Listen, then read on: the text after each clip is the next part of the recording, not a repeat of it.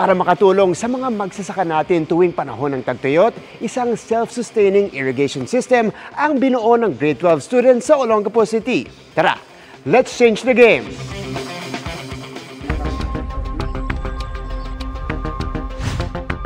Mahigit 15 bilyong piso.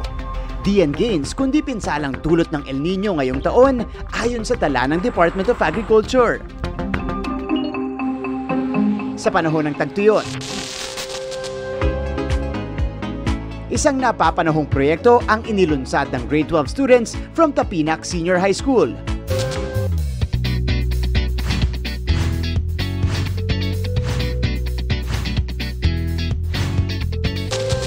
Presenting Irribot, your self-sustaining drought-resilient irrigation robot.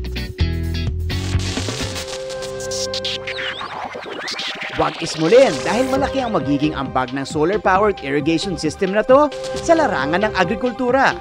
Ang severe po ng El Nino, ng dry season sa ating country. So we wanted to address up this problem through sustainable solutions. We always make the most of what we have, not recycled materials. Yung primary goal po namin makatulong po sa mga farmers during drought season.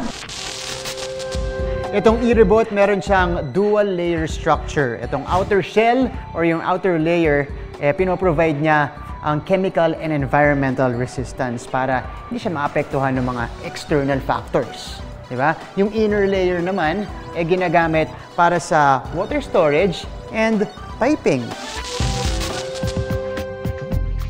Inayon sa real-time soil moisture monitoring ang automated irrigation ng proyekto na may built-in rainwater collection pa.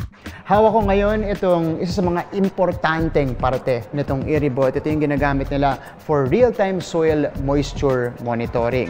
Sinasaksak sa lupa at kapag na-detect niya na medyo tuyo ang lupa, may kakulangan sa tubig, automatic, i-alert niya ang Irribot at magre-release ng tubig dire-diretso dun sa plant roots.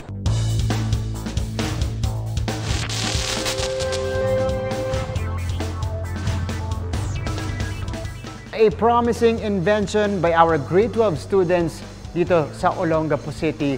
At ito ay naglalayong makatulong sa ating mga magsasaka, lalong-lalo na kapag El Nino season. Para sa GMA Integrated News, ako si Martin Javier, changing the game!